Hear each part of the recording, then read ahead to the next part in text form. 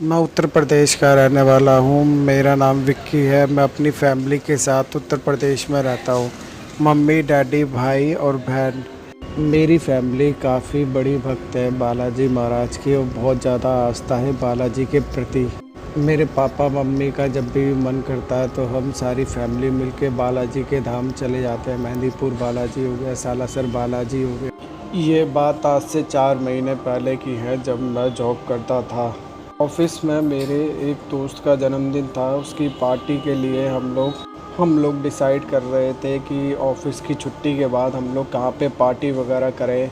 दोस्तों, मैं एक जगह जानता हूँ। मेरे ही दोस्त का एक फार्म हाउस है, थोड़ा यहाँ से दूर है, हाईवे के पास पड़ता है। वहाँ जंगल जा रहा है, जंगल के अंदर कब्रिस्तान है। कब्रिस्तान से थोड़ा पास में ही मेरे दोस्त का फार्म हाउस है। एक नंबर फार्म हाउस है, बहुत बड़ा हॉल है और पूरी व्यवस्था हो रखी होगी वहाँ पे पार्टी वगैरह के लायक। मैं उससे बात कर लेता हूँ, अगर कहो तो आप लोग। तो मेरा दोस्त बोलता है कौन सा, कब्रिस्तान के ही तो पास है, वहाँ से कौन सा मुर्दा ज़िंदा हुए जा रहे हैं। कोई नहीं, अगर अच्छी जगह है तूने देख रखी है तो कोई नहीं, तो बात कर ले, हम लोग वहाँ पे जाके पार्टी कर लेंगे, मौज मारेंगे, चिल मारेंगे। तो मैं अपने दोस्तों से बोलता हूँ कि भाइयों यार, वहाँ पे क्या करना है, वहाँ पे रहने दे रहे हैं। एक काम करते हैं, कहीं और हम लोग पता करके देख लेते हैं। ज़रूरी नहीं है कि हम कब्रिस्तान के जो पास फार्म हाउस है, ज़रूरी नहीं है कि हम वहीं पे पार्टी करें, ऐसा नहीं है। मैं कोई नहीं, हम लोग और भी जगह पता कर लेते हैं। एक काम करते हैं, कहीं होटल वगैरह में कर ले रहे हैं बुकिंग वगैरह, वहाँ पे चिल विल मार ले रहे हैं। तो उन्हीं में से एक ग्रुप में से बंदा बोलता है कि भाई कोई नहीं यार, अच्छी जगह होगी, काम करते हैं वहीं पे चल ले रहे हैं, पैसे वैसे भी बच जाएंगे। वहाँ पे फिर पैसे वगैरह भी देने पड़ेंगे। अगर हम कोई होटल वगैरह या कहीं पे भी जाते हैं फिर वहाँ का अलग चार्ज लगेगा। कम से कम वो पैसे बच जाएंगे और हो सका तो वहाँ रुकना होगा तो वहाँ पे रुक जाएंगे। भाई अब डिसाइड हो चुका था कि हम लोग कब्रिस्तान वाले फार्म हाउस पे जा रहे हैं, वहाँ पे पार्टी वगैरह करने के लिए। और ऑफिस में भी हम लोगों ने जल्दी छुट्टी मांग ली थी, सर से बात कर ली थी कि आज हम लोग पार्टी वगैरह कर रहे हैं, आज इनका विवेक का जन्मदिन है। ऑफिस ग्रुप में सब में बात हो चुकी थी कि अब हमें अपने घर पे बोलना है कि हम लोग अपने फ्रेंड के फार्म हाउस पे पार्टी करेंगे, हमारे दोस्त का जन्मदिन है। और घर पे ये नहीं बताना कि हम जो फार्म हाउस है कि कब्रिस्तान के पास है, वरना सब लोग घबरा जाएंगे। तो ये चीज़ तय हुई थी।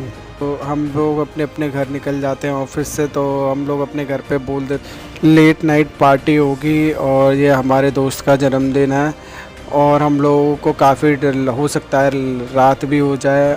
तो उस चक्कर में मेरे मम्मी डैडी बोलते हैं कि बेटा एक काम करना, आप ये बाबा का धागा वगैरह बांध लो, ठीक है, और अपने रख लेना भभूत वगैरह और सिंदूर, ताकि रातों रात अगर आप आते हो तो कोई ऊपरी हवा वगैरह कोई कुछ कर ना पाए, बाबा की कृपा से।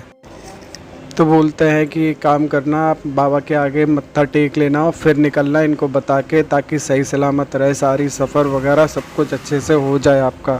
मेरे पापा मम्मी मेरे से बोलते हैं तो मैं वही चीज़ करता हूँ। फिर मैं अपने दोस्तों से चीज़ें बोल देता हूँ, फिर मैं तैयार होके फिर हम सारे के सारे दोस्त निकल जाते हैं अपने अपने घर से। सबको बोल बाल के सीधे निकल जाते हैं और मैं बाबा की बबूत वगैरह सब ले लेता हूँ, क्योंकि मम्मी ने बोला था, मैं उनकी बात भी काट नहीं सकता था। जब मैं निकला था करीब 5 बज रहे थे, तो फिर मैंने एक और दोस्त को फ़ोन लगाया जो मेरे घर के पास ही रहता, तो हम दोनों साथ ही साथ निकल जाते हैं वहाँ से। निकलने के बाद फिर जब हम लोग पहुँचते हैं हाईवे के पास से जो कट जा रहा था, फिर हम लोग अंदर थोड़ा जाते हैं कट से अंदर। बिल्कुल सुनसान धुत रास्ता, बिल्कुल अंधेरा ही अंधेरा हो रखा था, बल्कि उस टाइम दिन का टाइम था, फिर भी इतना ज़्यादा डार्क अंधेरा हो रखा था जिसका कोई जवाब नहीं था। तब मैं अपने दोस्त से बोलता हूँ, भाई इसने ये कहाँ पे रख लिए, बिल्कुल पार्टी, बिल्कुल अंधेरा है यहाँ पे, ना स्ट्रीट लाइट है ना कुछ भी नहीं है यहाँ पे, और अलग सी वेव्स आ रही है और अजीब सा भी लग रहा है। तो बोल रहा भाई मेरे को भी ऐसा ही फील हो रहा है यार, लेकिन यार अब क्या कर सकते हैं, एक काम करते हैं सीधे जल्दी जल्दी यहाँ से निकालते हैं। फिर वहीं रास्ते में कब्रिस्तान भी पड़ता है, बिल्कुल सुट और शांति सी जगह उस टाइम हो रखी थी। और उस कब्रिस्तान के पास बड़ा अजीब सा वेव्स और फीलिंग्स आ रही थी बहुत ज़्यादा। कब्रिस्तान बिल्कुल फार्म हाउस से सटा ही हुआ था। हम लोग ये देख के काफ़ी ज़्यादा हैरान रह गए तो मैंने सोचा है और मेरे दोस्त ने सोचा यार हमें कौन सा यहाँ पे रुकना है, जब पूरी ज़िंदगी काटनी है, सिर्फ आज की बात है, कैसे भी करके आज झेल ले जा रहे हैं, फिर बाकी देखी जाएगी। फिर हम लोग कब्रिस्तान से सीधे वहाँ फार्म हाउस पे पहुँचे। फार्म हाउस पे पहुँचने के बाद फिर वहाँ पे सब लोग आ चुके थे, तो वहाँ पे गाने वगैरह बज रहे थे, आराम से चिल वगैरह चल रही थी। काफ़ी ज़्यादा हम लोगों ने केक वेक काटा, काफ़ी उसी चीज़ों में, बातचीतों में, मौज मस्ती में टाइम निकल जाता है। कि ऐसे करते करते काफ़ी ज़्यादा रात हो जाती है और मैं अपने दोस्त से बोलता हूँ भाई टाइम काफ़ी ज़्यादा हो गया है, 10:30 का टाइम हो रहा है, कम से कम अब तो निकल जाना हम लोगों का बेटर रहेगा। अगर हम लोग यहाँ से निकल जाते हैं तो यार बहुत अजीब सा एक तो इलाका है ये, कब्रिस्तान का इलाका है। एक तो वैसे मेरे को यहाँ पे बिल्कुल भी अच्छा फील हो नहीं रहा यार। थोड़ी देर रुक जाओ करते इन लोगों ने करीब 1-1:30 से 2 बजा दिए और फिर भी वही डांस वगैरह ये लोग करे जा रहे थे और बियर दारू वगैरह पिए जा रहे थे। पता नहीं मुझे क्यों बहुत ज़्यादा अजीब सा लग रहा था। अब ऐसे करते करते करीब अब सब लोग ऐसे धुत होके वहाँ पे लेट जाते हैं, सो जाते हैं। किसी का होश नहीं था। फिर मैं भी क्या करता हूँ, फिर वहीं पे मैं भी लेट जाता हूँ, वहीं पे सो जाता हूँ। करीब 2:30 से 3 बजे के आसपास बाहर से अजीब सी आवाज़ें आने लग जाती हैं और जो वो आवाज़ें आ रही थी वो कब्रिस्तान के पास से ही आ रही थी। और एक तो फिर अब से धीरे धीरे करके सब लोगों को जब होश आया तो सबकी हवा निकलने लग गई कि अब यार वहाँ पे कब्रिस्तान है और ये कब्रिस्तान में इस टाइम पे कौन हो सकता है। हम सब सारे के सारे जाके बाहर जाके देखने लगते हैं कि क्या बात है, क्या उन ये सब खटपट वगैरह कर रहा है और कौन बाहर से बातचीत की भी आवाज़ें आ रही थी। तो फिर हम लोग जाके देखते हैं तो देखते हैं कि सामने लोग वगैरह ढेर सारे लोग हैं। वो अंदर घर के जहाँ फार्म हाउस है, फार्म हाउस की तरफ देख रहे हैं और अजीब ही तरीके से देख रहे हैं। और देखने में भी वो लोग काफ़ी लोग अजीब तरीके से लग रहे हैं।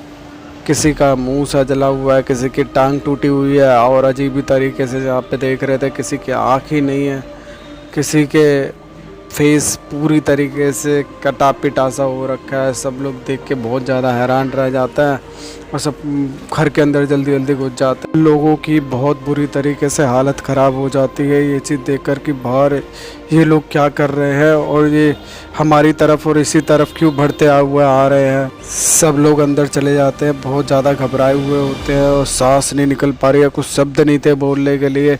तब मैं बोलता हूँ भाई मैंने आप लोगों से बोला था कब्रिस्तान का इलाका मत आओ, लेकिन आप लोगों का मानना था, आप लोगों को तो चुल्ल करनी थी। अब चुल्ल हो गई है, अब वो बाहर खड़े हुए हैं।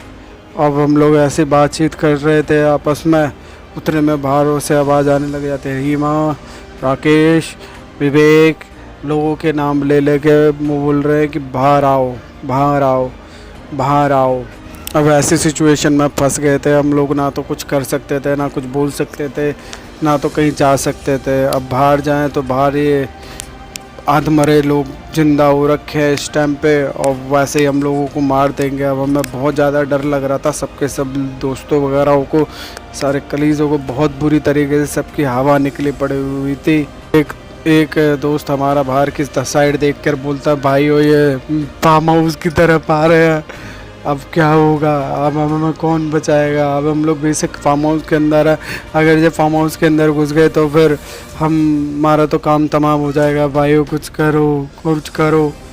अब वो फार्म हाउस के गेट तक आ चुके थे, अब वो गेट बजाने लग गए, हिलाने लग गए बहुत तेज़ी से, बहुत बुरी तरीके से। और अब गेट के हिले दुल्ले की भी आवाज़ बहुत ज़्यादा आ रही थी। भाई तू तो ऑफिस में काफ़ी ज़्यादा बालाजी महाराज की तारीफ वगैरह करता है कि भूत पिशाच निकट नहीं आवे, महावीर जब नाम सुना मैं, कि ये क्या बात सच है? अगर ये बात सच है तो क्या बालाजी महाराज हमारी रक्षा करेंगे? प्लीज़ भाई उनसे अरदास लगाए, भाई कुछ भी कर, हमें इस मुसीबत से बाहर निकाल दे भाई। हम तेरे आगे हाथ जोड़ते पैर पड़ते, अगर ये इधर से हम लोग जिंदा बच के चले गए तो फिर हम खुद बालाजी महाराज की पूजा वगैरह करा करेंगे यार, प्लीज़। रुको दोस्तों, एक काम करता हूँ, मैं कुछ सोचता हूँ तब बताता हूँ यार क्या किया जा सकता है यार। हाँ याद आया, जब मैं घर से निकला था तब मैं सिंदूर और कलावा लेके आया था अपने घर से बालाजी का। एक काम करते हैं, यहाँ बाहर के गेट के भारी बाहर हम लोग लगा देते हैं ताकि ये यहाँ से आगे बढ़ ना पाए। और तुम सब बालाजी का सिंदूर अपने अपने माथे पे और थोड़ा थोड़ा अपने शरीर पे लगा लो ताकि कुछ हो ना। और एक काम करो, सब हनुमान चालीसा मेरे साथ पढ़ो। हम सभी मिलके जल्दी जल्दी सिंदूर अपने अपने माथे पे और शरीर पे लगा लेते हैं थोड़ा थोड़ा, और बाहर गेट पे कलावा बांध देते हैं और जल्दी से अंदर आके हनुमान चालीसा का पाठ करने लग जाते हैं। फिर सुबह तक हम लोग हनुमान चालीसा का पाठ करते करते हमारे को बहुत टाइम हो जाता है, आवाज़ें धीरे धीरे बंद भी हो जाती हैं। इसी तरीके से पूरी रात बीत जाती है, हम लोगों में से कोई भी सो नहीं पाता। फिर सुबह होती है, जैसे तैसे करके हम लोग फिर वहाँ से निकल जाते हैं। बिगैर कुछ सोचे समझे जल्दी जल्दी सब भाग लेते हैं अपने अपने घर। उस दिन तो ये समझ लीजिए कि बालाजी महाराज ने हम लोगों की रक्षा कर ली, वरना हमारा तो मरना तय था। उस दिन के बाद से मेरे सारे फ्रेंड्स वगैरह भी बालाजी की पूजा अर्चना करने लग गए और मंदिर जाने लग गए थे बालाजी के ऊपर। और लोगों को भी काफ़ी ज़्यादा ट्रस्ट हो गया था ये सब देखने के बाद में। ये थी दोस्तों मेरी अब बीती कहानी। अगर आप लोगों को अच्छी लगी हो तो लाइक शेयर और सब्सक्राइब ज़रूर करें।